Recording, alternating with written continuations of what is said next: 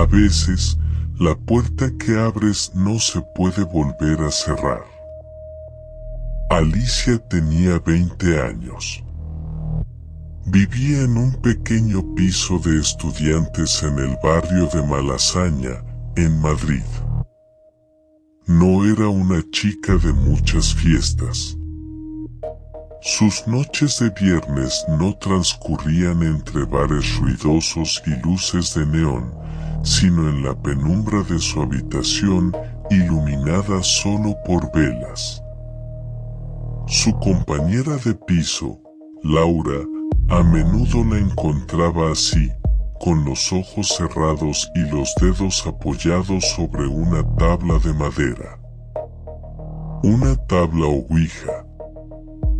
Para Laura, era un juego excéntrico, una forma rara de pasar el tiempo. Para Alicia, era mucho más. Era una conexión. Una forma de hablar con los que ya no estaban. Empezó como una curiosidad, después de encontrar la tabla en un mercadillo de segunda mano. Pero pronto se convirtió en una obsesión. Cada noche, la misma rutina. Apagar las luces. Encender las velas. Y hacer la pregunta: ¿hay alguien ahí? Al principio, las respuestas eran vagas, casi aleatorias. Movimientos lentos, sílabas sueltas.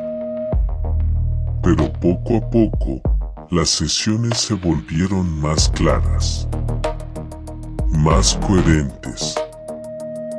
Alicia afirmaba que hablaba con un espíritu llamado Daniel, un joven que, según la tabla, había muerto en esa misma calle un siglo atrás.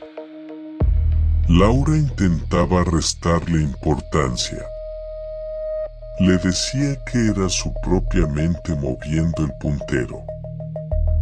Autosugestión. Pero Alicia estaba convencida.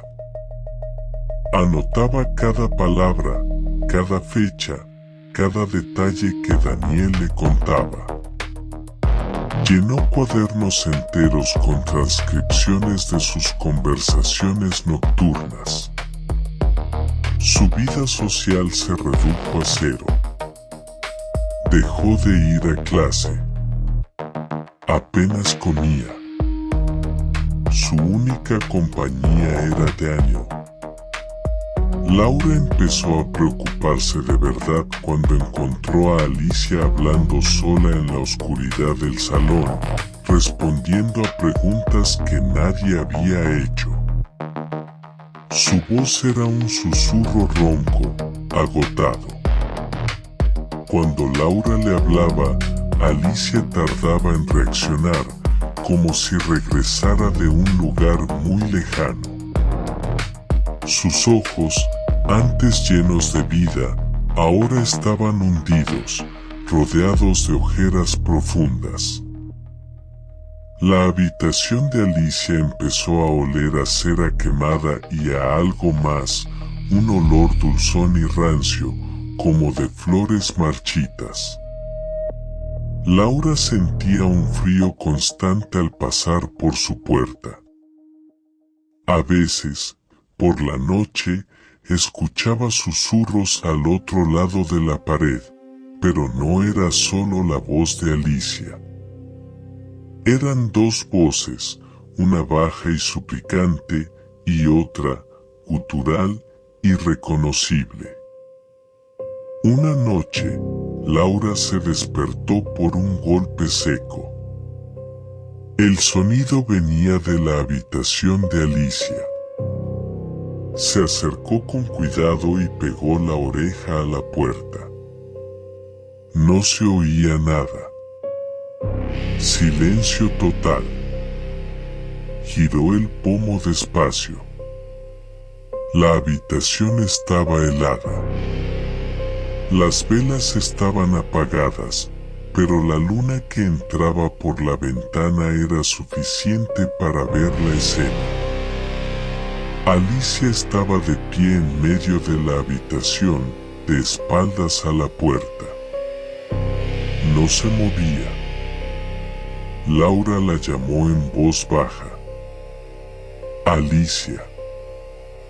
No hubo respuesta. Se acercó un poco más. Alicia, ¿estás bien? Entonces, Alicia giró la cabeza. Lentamente.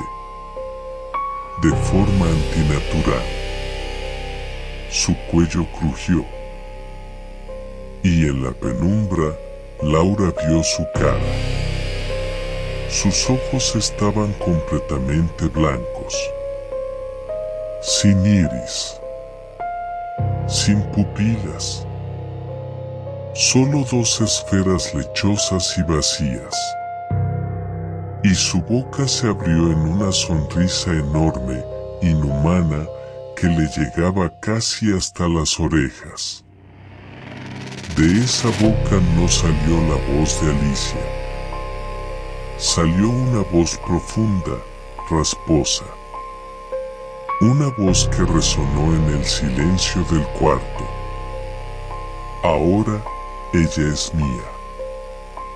Laura retrocedió, tropezó y cayó al suelo, arrastrándose hacia atrás, incapaz de apartar la mirada de esa figura que ya no era su amiga.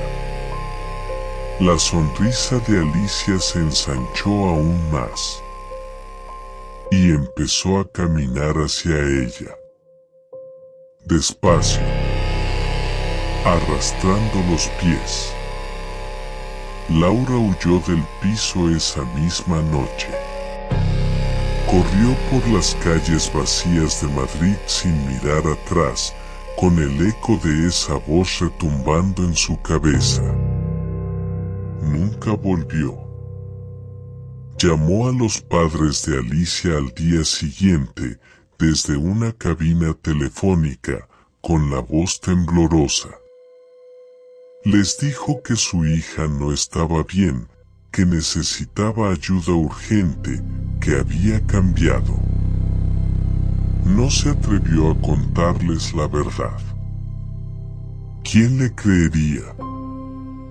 Cuando la familia llegó al piso, acompañados por la policía, lo encontraron vacío.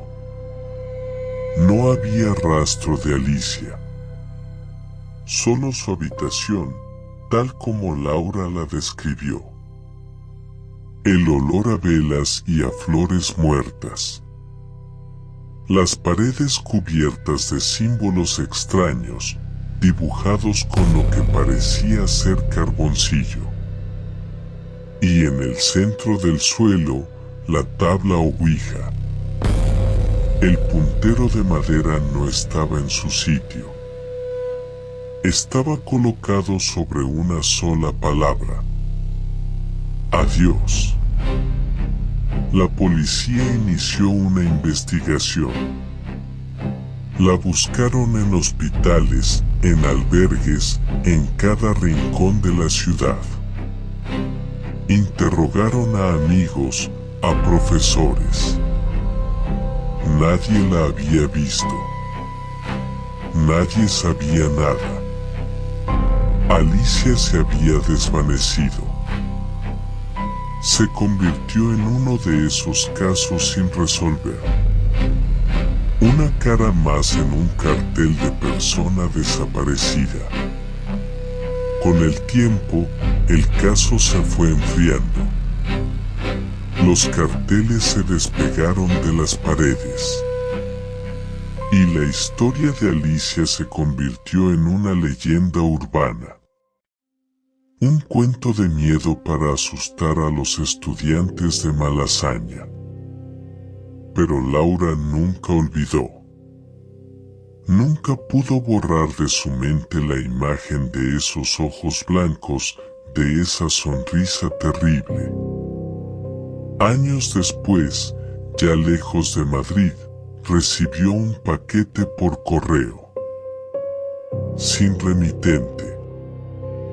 Dentro solo había un objeto, una pequeña pieza de madera, lisa y pulida por el uso, con una lente de cristal en el centro, el puntero de la vieja tabla ouija, y pegada en la parte de abajo había una nota doblada, una sola hoja de papel de cuaderno, con una caligrafía temblorosa, casi infantil. Reconocería la letra de Alicia en cualquier parte. Había escritas 2 palabras: ya voy a buscarte.